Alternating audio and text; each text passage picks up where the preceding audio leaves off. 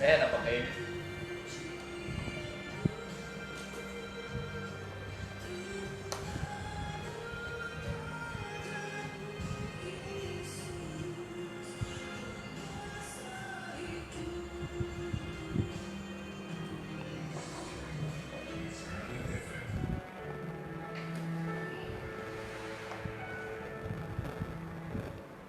Ya, 91 FM Galak Radio.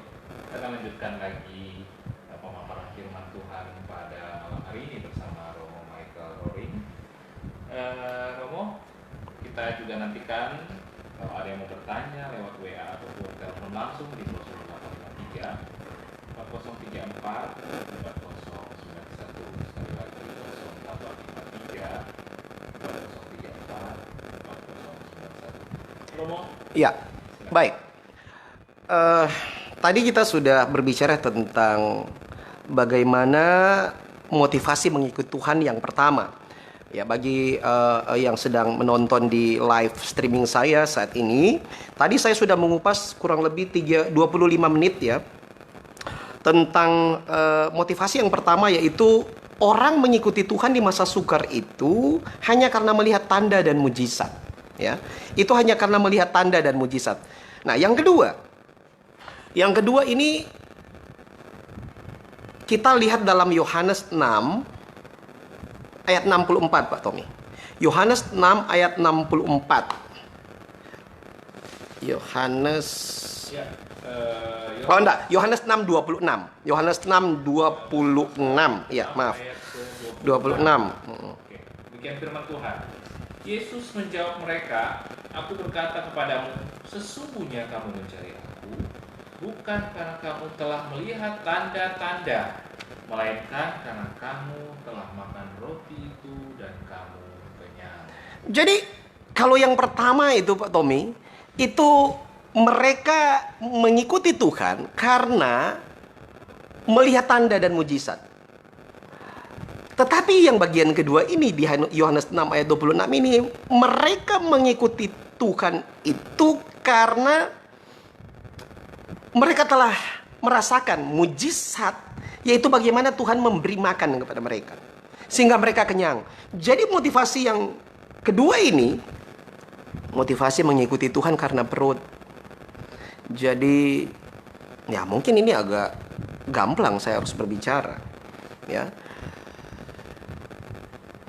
Ada orang yang bertobat ketika dia sudah pintar baca firman Allah, dia sudah menguasai firman Allah, ya dia baca. Ya, saya juga Pak Tommy, ya bukan apa, ini Alkitab saya yang mungkin ke berapa ya. Ini penuh dengan catatan coret-coret segala macam, ya. Coret-coret pokoknya. Ini warna-warnanya, ini Alkitabnya, bahkan saya sendiri hampir sudah agak sulit membacanya, makanya saya minta tolong Pak Tommy tolong bacakan. Ya. Kenapa? Karena banyak orang yang hanya menguasai firman Allah tetapi tidak mau dikuasai oleh firman. Menguasai firman Allah tetapi tidak mau dikuasai oleh firman Allah itu. Ini banyak yang menguasai firman tidak menghidupi firman Allah itu. Cuma tahu saja. Jadi firman Tuhan itu seperti makanan otak saja. Iya, cuma sampai di knowledge. Pengetahuan kayak kita Iya. belajar di sekolah. Betul sekali Pak Tommy. Kita belajar teori-teori tapi kita tidak. Iya, benar sekali itu Pak Tommy. Itu cuma sampai di intelijensi kita, bukan sampai di nous. Nous itu di dalam Roma 12 ayat 2 itu, berubahlah oleh pembaharuan nousmu. Cuman sayang dalam terjemahan LAI itu diterjemahkan sebagai pembaharuan budi. Jadi orang membacanya itu cuman sampai di berubahlah oleh pembaharuan pikiran kita. Padahal itu sampai pada inti roh, sampai di nous. Jadi sampai di manusia batin itu. Jadi kalau boleh diambil apa analoginya itu kalau makan ayam goreng itu bumbu-bumbunya meresap sampai di tulang-tulang, itu mau disedot. Harusnya firman Allah masuk sampai dalam manusia batin. Dan ini tidak gampang Pak Tommy. Ini butuh perjuangan. Bagaimana berpuasa, bagaimana sembahyang, bagaimana untuk taat beribadah. Itu semua Tidak hanya sekedar bilang, ya saya pengikut Kristus. Ya saya kan sudah dari kecil itu Kristen. Motivasimu ikut Tuhan apa di masa kesesakan ini? Ya, ada motivasi yang mengikuti Tuhan hanya karena ya melihat tanda dan mujizat. Yang pertama, yang kedua itu karena hanya mengikuti Tuhan itu, ya ternyata enak juga ya ikut Tuhan. Cuma menyampaikan firman Allah, cuma dialog-dialog dengan orang yang ya boleh dikata berada, tiba-tiba pulang dapat amplop. Pulang dapat tangan, dapat pegang doi. Jadi ketagihan. Lama-kelamaan, boleh dapat modal beli susu untuk anak, untuk ini. Akhirnya motivasinya jadi bengkok. Bengkoknya apa? Bengkoknya karena ya itu tadi firmannya cuma sampai di pengetahuan, bukan sampai pada inti roh itu, sampai di nos. Ini yang aduh sangat disesalkan, dan itu memang ya kita tidak bisa menghakimi, tidak bisa menjudge bahwa orang itu cuma karena amplop, dia karena itu. Enggak seperti itu. Tidak semudah seperti itu. Hanya Tuhan yang tahu dan kita sendiri, kita punya motivasi apa. Ya, betul. Dan akibat pandemi ini semua ya kepalsuan akhirnya. Benar sekali Pak Tommy. Jadi benar sekali. Tidak ada kemunafikan sekarang ini. Ya. Motivasi cari Tuhan ya Benar-benar harus cari Tuhan. Harus murni, kalau memang dia murni. Begitu juga umat-umat ya, Romo ya. Ya, sayangnya Pak Tommy, ya kita kalau cuma sampai di penilaian ya, kita tidak serta-merta menghakimi. Ya ini pandangan saya. Seharusnya hubungan timbal balik itu terjadi di gereja. Yesus berkata, aku datang bukan untuk dilayani, melainkan melayani. Sekarang ada pandemi COVID-19. Yang awal-awalnya gereja-gereja itu, umat datang ke gereja memberikan persembahan, persepuluhan, memberikan persembahan kasih. Sekarang umat tidak bekerja. Di rumah, gereja punya perbendaharaan.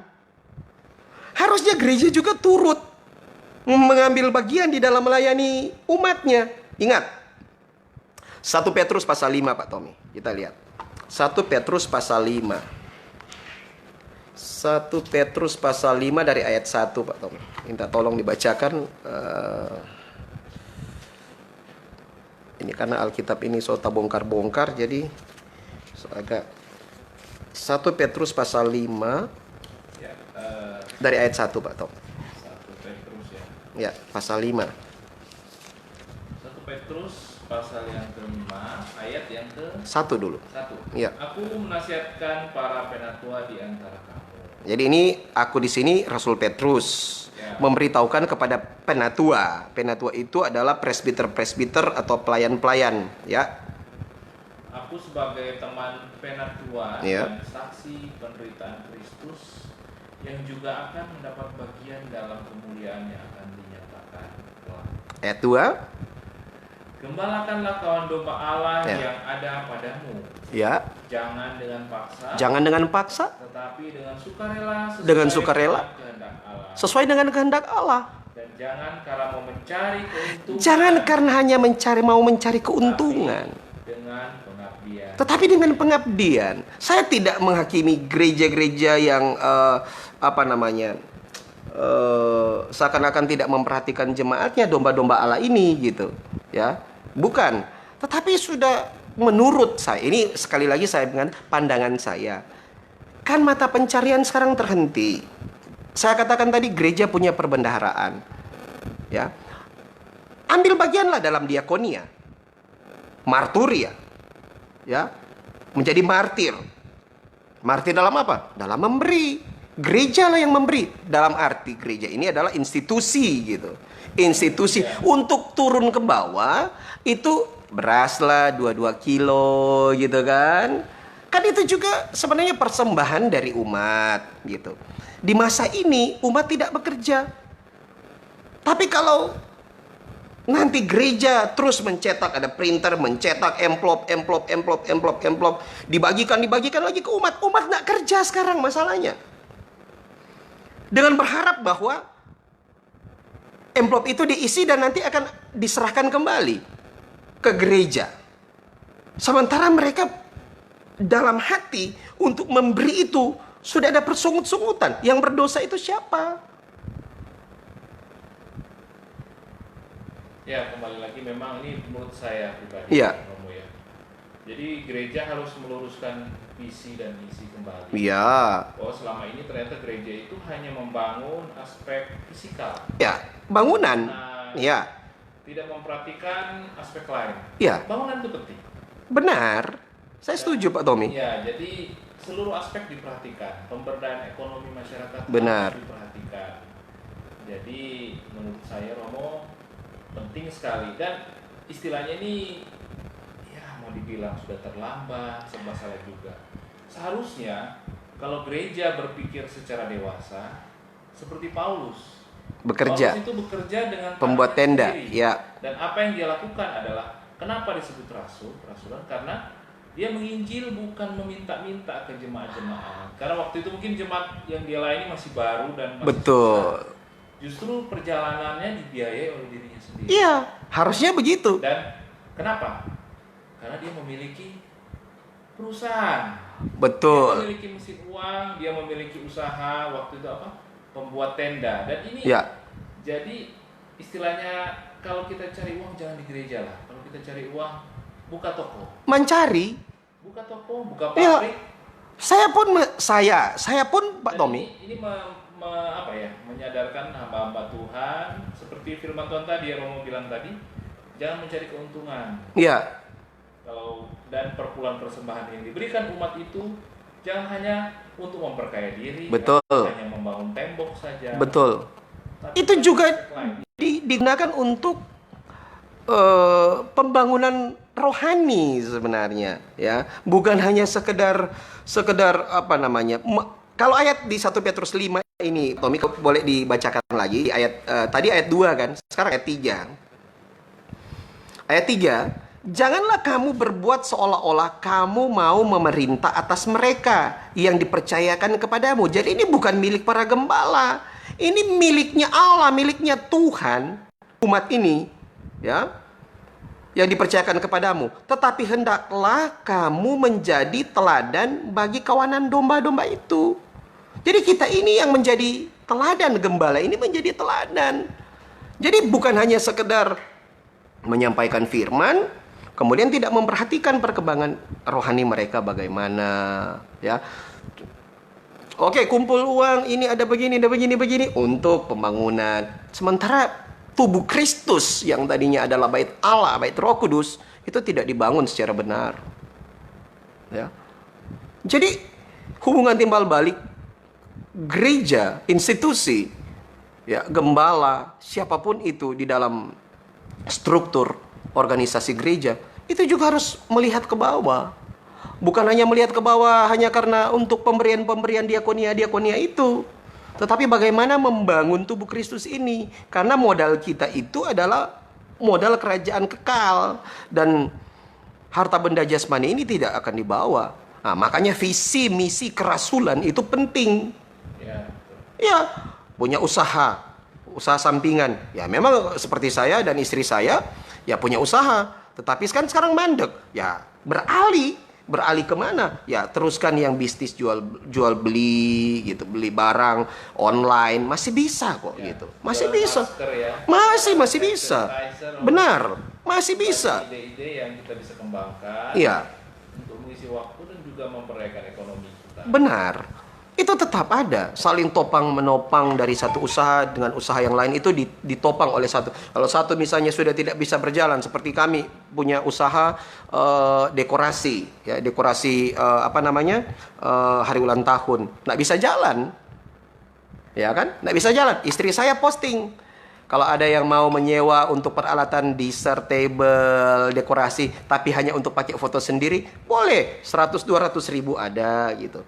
Kemudian saya jual online, ada penjualan online yang butuh kabel-kabel splitter untuk live streaming.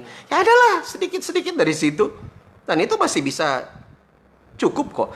Firman Allah bilang, cukupkanlah apa yang ada padamu dengan apa yang ada padamu. Jangan muluk-muluk mencari sesuatu yang sudah berlebihan, yang akhirnya apa? Akhirnya tidak membawa berkat, baik jasmani maupun rohani. Jadi motivasi mengikuti Tuhan yang kedua itu adalah mencari Tuhan itu hanya karena perut. Jadi istilahnya mencari di pelayanan. Nggak boleh. Nggak boleh. Kita harus, upah kita dalam melayani itu, upahnya adalah pelayanan itu. Kita mendapatkan pelayanan, dan itulah upahnya. Bukan apa yang dibawa pulang, amplop. Bukan itu. Tuhan tahu kok. Bapa kita tahu apa yang kita butuhkan. Dan itu pasti akan dipenuhkan. Itu akan dipenuhkan oleh Bapa.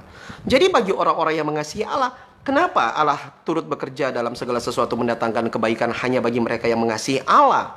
Karena memang firman Allah bilang, ya, di dalam 2 Tesalonika 2 ayat 9 sampai 12, di situ banyak orang yang tidak mau mengasihi kebenaran firman Allah. Tidak mau, kita baca saja biar enggak ini ya.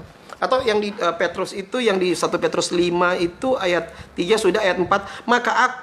Maka kamu apabila Gembala Agung datang, kamu akan menerima mahkota kemuliaan yang tidak dapat layu.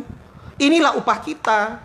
Upah bagi para gembala, suara kerasulan, suara kenabian, penginjil. Itulah upahnya sebenarnya. Upahnya adalah mahkota. Nah, di dalam 2 Tesalonika pasal 2 ayat 9 dikatakan, Pak Tommy, ini memang agak kecil ini, minusnya sudah tambah. Ya.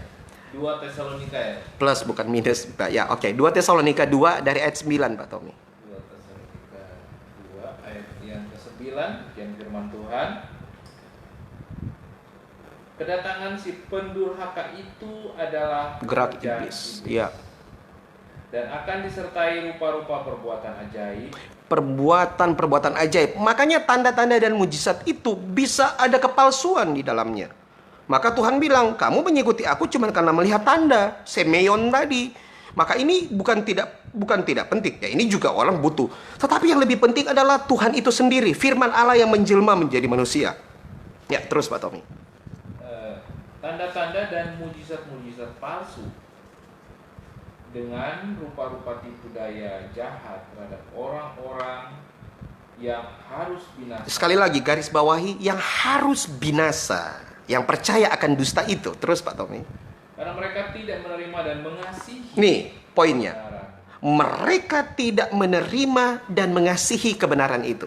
Tidak menerima dan mengasihi kebenaran. Ibadah, masuk gereja, dengar firman, ya dengar, tetapi tidak menerima dengan hati untuk melakukannya. Banyak orang yang menguasai firman tetapi tidak mau dikuasai oleh firman. Banyak orang yang sudah menerima tetapi tidak mengasihi kebenaran itu. Firman Allah itu, sang firman yang telah menjadi manusia. Perkataan-perkataan firman itu tidak dikasihi, hanya sekedar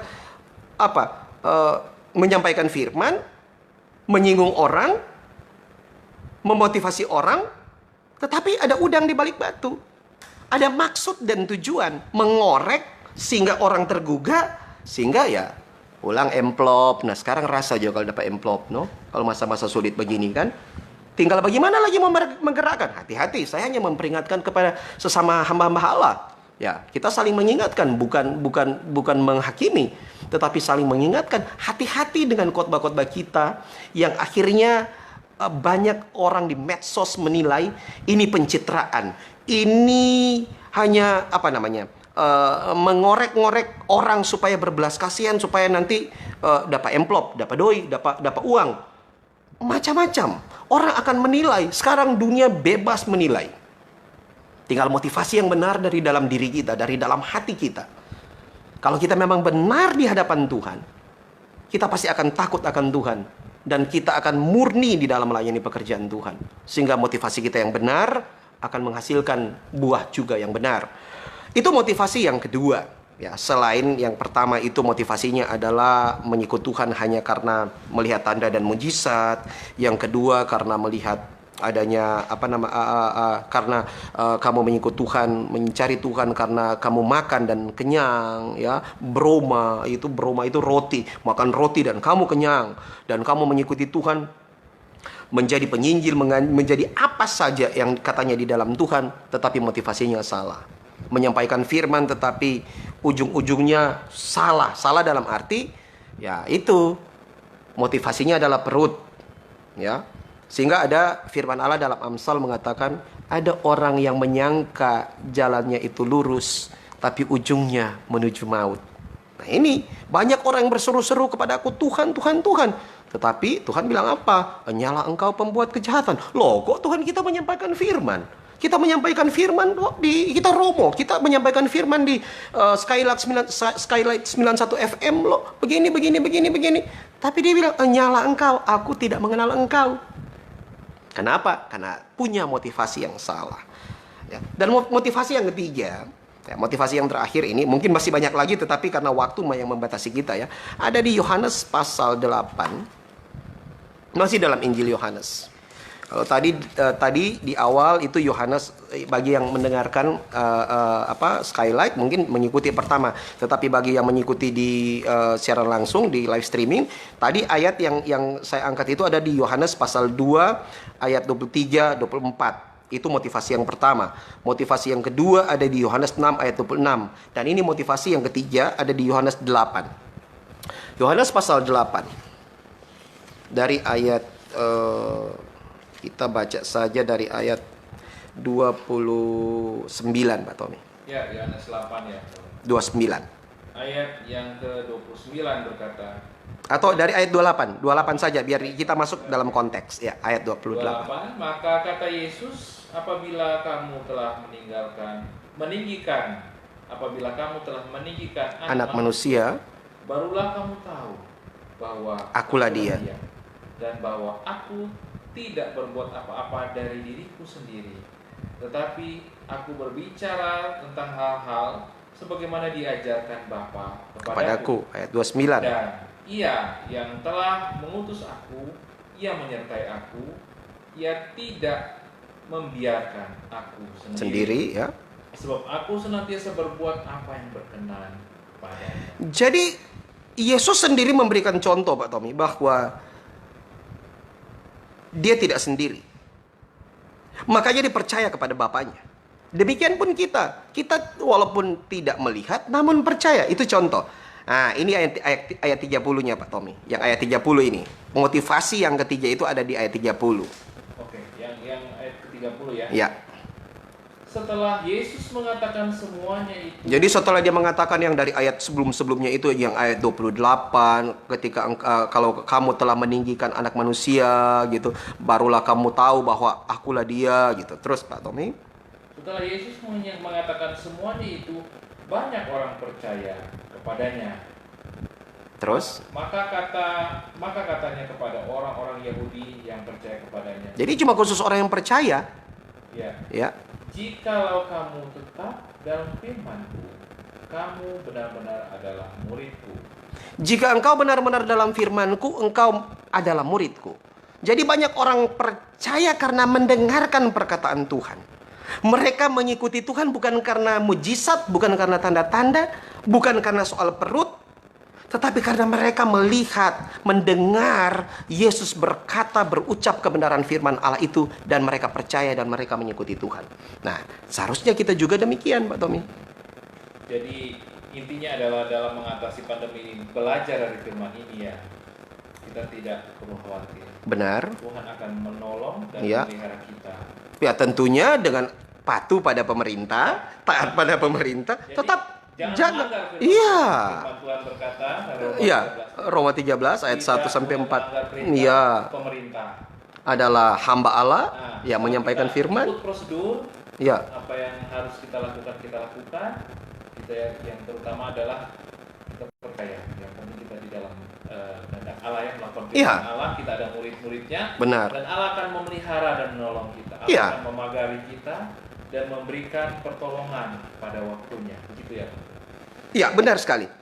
Amsal 24 ayat 10 tadi kan mengatakan, jika engkau surut di masa-masa sukar engkau banyak keluhan, maka kecillah kekuatanmu.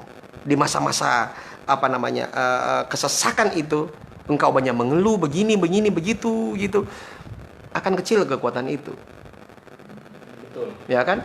Jadi Tetapi kalau kita terus lawan bersyukur, dengan ya, bersyukur, hati yang gembira adalah obat yang manjur, taat pada pemerintah. Ini juga masih taat nih, ini masih ada botol semprot disinfektan. Kita tetap jaga itu, ya. Mengikuti apa yang dikatakan pemerintah, mengikuti apa yang dikatakan firman Allah, mempunyai motivasi yang benar. Tuhan pasti memberikan pertolongan kok. Tetap berusaha, sekecil apapun usaha kita pasti akan membuahkan hasil. Apalagi kita di dalam Tuhan. Saya terus memberi waktu. Kapan saja saya memberi waktu untuk melayani dengan ketulusan, dengan kemurnian. Dengan kemurnian, ya tentunya ya dengan mengikuti peraturan pemerintah. Kalau saya berdiam terus di rumah, ya, siapa yang bisa mendengarkan firman Allah? Kalau cuma di medsos, mungkin ada orang yang tidak pakai handphone, orang-orang tua yang tidak bisa, mungkin cuma boleh dengar radio. Ya saya ada di sini untuk menyampaikan firman Allah itu dengan motivasi yang murni. Hanya itu upahku adalah melayani. Itu yang saya pegang. Upahku adalah melayani. Sehingga kesaksian saya, Tuhan, kenapa kita tidak ada pelayanan, Tuhan? Aduh, kita ada bikin salah. Aduh, Tuhan, aku mengaku kalau kita salah. Bukan karena Tuhan tasunya ada doi saya akan pelayanan. Kenapa kita sunya pelayanan, Tuhan? Sunya ada uang. Tidak ada doi kita, Tuhan. Terus dapat pelayanan. Bukan seperti itu. Tetapi kemurnianlah yang akan mempertahankan kita di dalam melayani pekerjaan Tuhan, melayani pekerjaan Allah, sehingga Allah turut bekerja dalam segala sesuatu untuk mendatangkan kebaikan bagi mereka yang mengasihi Allah. Ini penting sekali. Kita harus punya motivasi yang benar. Usaha, pekerjaan tetap dijalankan. Jangan pasrah. Jangan pasrah menyerah gitu kan. Soalnya tahu mau bikin apa. Ya bagi para gembala, para pengerja gereja yang mungkin belum tahu siaran langsung, belajar supaya tetap Injil disampaikan. Gembala-gembala ya persiapkanlah diri dan cari orang-orang yang bisa live streaming gitu kan. Jangan menyerah. Kalau menyerah, ya kita kesiang di kampung nih boleh live streaming nih. Ya berusaha itu pasti akan ada jalan. 1 Korintus 15 ayat 58 berkata, jeripaya kita di dalam Tuhan tidaklah sia-sia. Apa yang kita tabur itu akan kita tuai. Ketika kita benar di dalam Tuhan, mengikuti firman, maka kita adalah muridnya. Sehingga murid itu dalam bahasa Yunaninya matetes. Matetes itu adalah orang yang mau belajar. Jadi murid itu duduk, belajar, mendengarkan, dan mencontohi.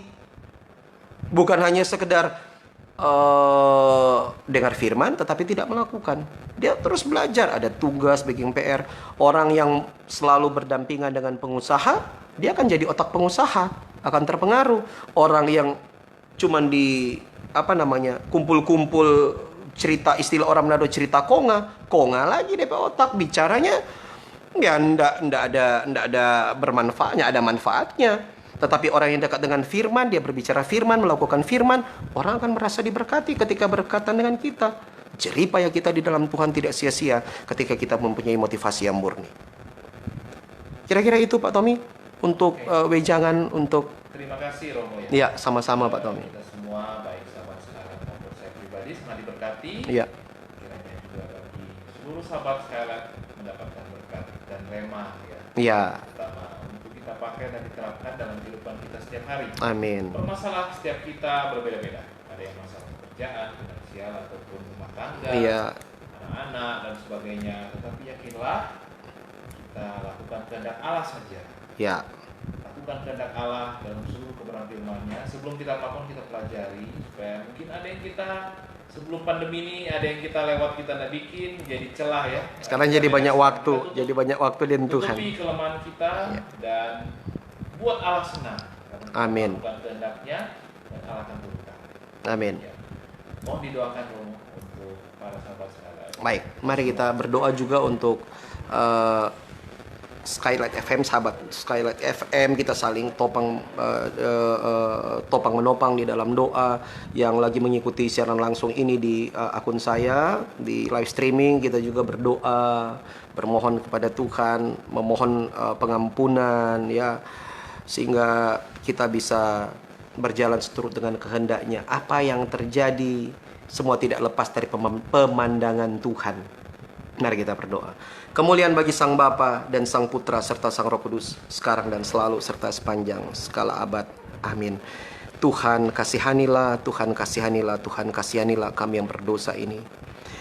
Kami terus datang kepadamu bersyukur, berterima kasih. Di masa pandemi COVID-19 ini, kami pribadi masih sempat untuk melayani pekerjaan-Mu.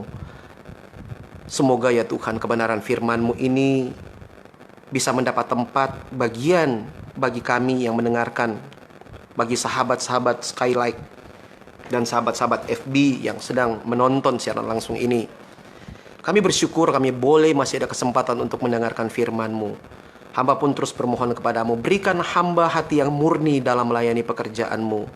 Berikan kami kekuatan, kemampuan di dalam menjalani akan panggilan-Mu. Demikian pun para hamba-hamba Allah, umat ortodoks, semua kami, sahabat Skylight, owner dari Skylight FM, usaha, pekerjaan, apapun yang kami lakukan, biarlah kami terus pertaruhkan semuanya ke dalam tangan-Mu, sehingga nama-Mu yang dipuji, dipermuliakan dalam segala hal yang kami lakukan. Beri terus motivasi yang murni bagi kami semua. Ingatkan kami terus untuk bertobat di dalam kehidupan kami, sehingga kehendak-Mu yang jadi dalam kehidupan kami. Motivasi yang murni yang kami punya, kami abdikan itu untuk memberkati dan saling memberkati untuk kemuliaan nama-Mu saja Tuhan. Kami berdoa untuk Presiden, Wakil Presiden, Pak Joko Widodo, bahkan daerah kami Sulawesi Utara, Gubernur, Wakil Gubernur, pemerintah Kota Manado, dan pemerintah kabupaten kota di Sulawesi Utara ini. Biarlah hikmat-Mu bekerja atas mereka untuk menangani, memutuskan pandemi COVID-19 ini ya Tuhan. Kehendak-Mu lah yang jadi, bukan kehendak kami. Kami hanya bermohon kepadamu ya Tuhan. Beri kami kekuatan, kesanggupan, kemampuan dalam mengikuti akan panggilan-Mu, sehingga kami terus berkenan di hadapan-Mu. Kami berdoa dan bermohon kepadamu, kasihanilah kami ya Tuhan. Kasihanilah kami yang berdosa ini. Ke dalam tangan-Mu kami serahkan seluruh kehidupan kami. Istirahat tidur kami serahkan ke dalam tangan-Mu. Engkau yang memberkati kami, Engkau yang mengaruniakan kami hidup yang kekal. Kami berdoa, apapun yang kami lakukan, kiranya terus boleh berkenan di hadapan-Mu. Owner di tempat ini, Engkau memberkatinya. Berikan kesehatan, kekuatan, kemampuan dalam menjalani akan kehidupannya di dalam Engkau. Pak Tommy, hamba-Mu juga berdoa untuk Pak Tommy, hamba-Mu ini. Berkati keluarganya dimanapun berada. Engkau berikan kekuatan, kemampuan, sehingga melayani pekerjaan-Mu dengan kemurnian. Kepadamu lah kami meminta dan bermohon. Semua yang mendengarkan siaran atau program ini, Engkau yang turut campur tangan dalam kehidupan mereka, pergumulan kehidupan mereka, apapun yang terjadi, biarlah mereka terus menyadari bahwa masih ada Engkau, Tuhan kami, yang sanggup memberikan jalan keluar. Terima kasih Tuhan. Kami terus berserah kepadamu, pelayanan demi pelayanan, dimanapun Engkau berikan kami kesempatan untuk melayani pekerjaan-Mu. Engkau yang dipuji, dipermuliakan. Engkaulah yang semakin besar, kami semakin kecil. Engkau yang bertambah-tambah, kami semakin berkurang-kurang. Terpujilah nama Tuhan kami, Yesus Kristus, kekal selama-lamanya. Ini doa, ucapan syukur kami. Demi nama Tuhan kami, Yesus Kristus, kami berdoa. Amin. Kemuliaan bagi Sang Bapa dan Sang Putra serta Sang Roh Kudus, sekarang dan selalu, serta sepanjang segala abad. Amin. Terima kasih semuanya. Terima kasih sahabat setia Skylight FM 91 FM dan teman-teman yang lagi menonton di siaran langsung di FB, ya. Tuhan Yesus Kristus memberkati. Saya Romo Presbiter Michael Roring pamit dari ruang dengar Anda, dan Shalom Aleichem Besem Hamashiach. Puji Tuhan. Terima kasih Romo, dan para sahabat sekalian, terima kasih setelah stay tune selalu di Skyline FM 91. Dan kita akan melanjutkan siaran kita lewat puji-pujian yang akan menemani Anda dalam istirahat pada malam hari ini. Dan kita ketemu lagi pada esok hari di edisi yang sama. Kami ada besok pagi, ada Voice of Victory pada jam 10 nanti sampai jam 11 dengan narasumber yang berbeda, agar bisa menjadi berkat bagi kita dan menemani kita dalam, mungkin ada yang work from home atau dalam aktivitas di rumah, di perjalanan Anda. Baiklah, Tuhan Yesus memberkati. Shalom.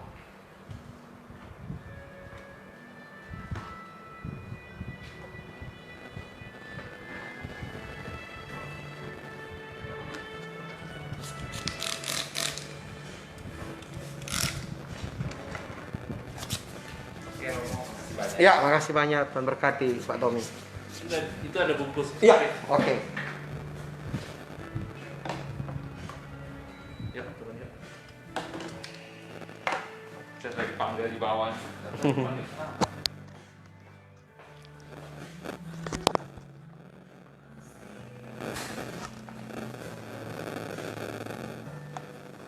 Kristus Anesti.